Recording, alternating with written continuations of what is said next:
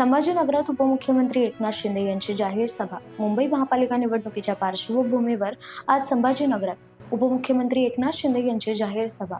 या सभेदरम्यान उपमुख्यमंत्री एकनाथ शिंदे यांनी मी कितीतरी कामे केले, लाडक्या बहीणसारख्या अनेक योजना केल्या, सांगायला गेलो तर दिवस पुरणार नाही. उपमुख्यमंत्री एकनाथ शिंदे यांची जोरदार टीका.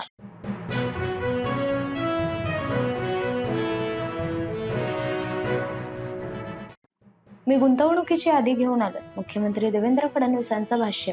मुख्यमंत्री देवेंद्र फडणवीसांची आज नाशिकमध्ये जाहीर सभा. या सभेदरम्यान मुख्यमंत्री देवेंद्र फडणवीसांकडून नाशिककरांना आश्वासन. नाशिकमध्ये आम्ही तब्बल 57,000 कोटींची गुंतवणूक आणली. मुख्यमंत्री देवेंद्र फडणवीसांनी थेट सभेत गुंतवणुकीची यादी आणली.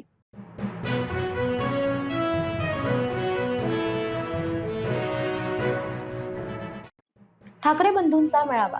दादर येथील शिवतीर्थावर ठाकरे बंधू एकत्र. मुंबई महापालिका निवडणुकीच्या पार्श्वभूमीवर ठाकरे बंधूंची एकत्र पहिली जाहीर सभा.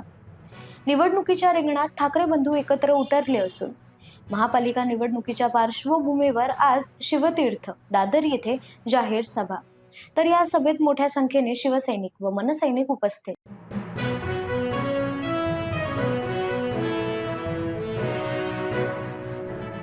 पावसाळा आला की बेडूक येतात, तसे निवडणूक आले की हे येतात. गिरीश महाजन यांची टीका. गिरीश महाजन यांनी ठाकरे बंधूंवर जोरदार टीका केली आहे. पावसाळा आला की बेडूक येतात, तसे निवडणूक आले की हे येतात, अशी घणाघाती टीका ठाकरे बंधूंवर गिरीश महाजन यांनी केली आहे.